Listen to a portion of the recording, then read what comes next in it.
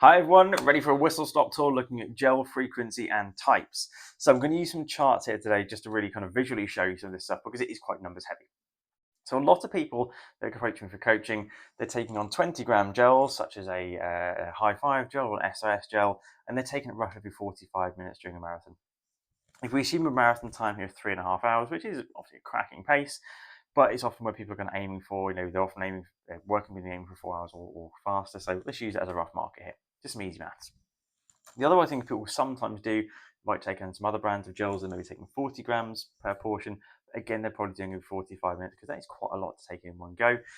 Ideally, what we want to work at is 30 grams, so getting a 2-to-1 glucose to fructose ratio, such as Talk gels, Morton gels, or even Tailwind drinks, and getting in this amount of fueling per 30 minutes, so 30 grams per 30 minutes. This still leaves a fair bit to be desired because we can absorb up to 80 to 90 grams of carbohydrate per hour in this 2-to-1 ratio, but this is a fairly realistic amount for people to take on over this period of time. Beyond 6 or so gels, often people have a bit of stomach upset, and that's regardless of gel types. They just find that it's often a bit more difficult.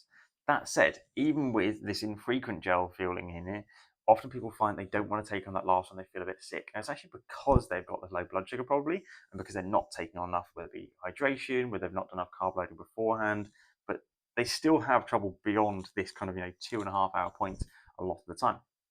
My clients tend not to because we train a lot on it, but that's the whole point of this video.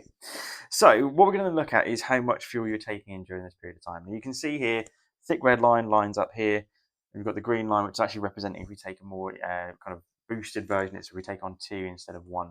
So we keep that frequency there. And basically you can see the fueling frequency and breakdown is quite sparse and very, very different depending on the fuels and gels you take. So this is rubbish, as you can see with the thin red line here. Again, the thick red line, not great because it spikes up here, but again, we can't really absorb necessarily all of that in that period of time. It's not efficient. What we want to look at is a nice even energy load as we go through. As we start burning through more of our carb load, we start using those carbohydrates we've stored, we can then keep that topped up really nice and evenly. So we're going to then come into amount of carbohydrate per hour on these different strategies.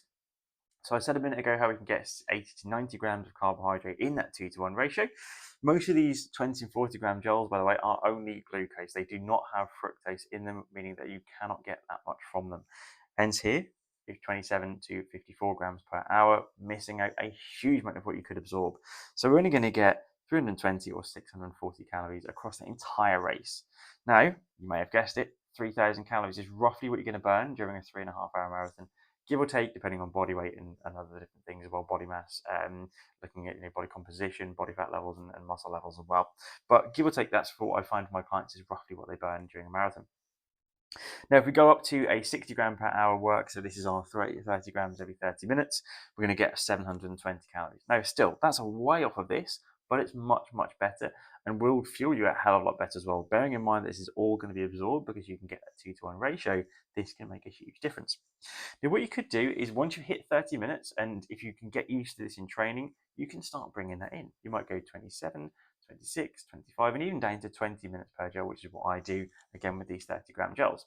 That is the upper end of what the body can absorb, and it took some time and practice, so I wouldn't recommend jumping into that. Unless you've got a bulletproof stomach, some people can get away with that, but just take your time.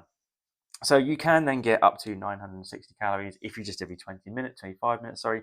I take on 7 during or just over 2.5 hours worth of marathon running. So every 20 minutes, that really stacks up to around about 1,100 calories during a marathon, which is then a lot better. And it's around about 50% of the energy I'm burning during a marathon I feel during. So that's why I feel quite good during the end of it. But the carb load. So we're gonna, no matter what we do, we're gonna have a massive deficit. Now, some of these 3,000 calories are going to be burned from fat, and some are also going to be burned from protein. So we don't need to match up entirely, but we still want to get that carb load in. So with this deficit, with a huge deficit that most people are facing, let alone a decent kind of well-fueled deficit, we really want to hit that carb load. So 2 key takeaways from today's video are really improve your carb load to make sure you are getting a lot of carbohydrate in either 3 days at 6 to 8 grams per kilo of body weight, as carbohydrate that is, or going with 2 days of between 9 and 12, 8 and 12 grams per kilo. That is number one. The second though, get your gels in, fuel during training, start working on this stuff early, make a change in gels if you want to, but certainly start making more frequent gel takes every time you're going through that half an hour or even earlier, take a gel, take a gel, take a gel.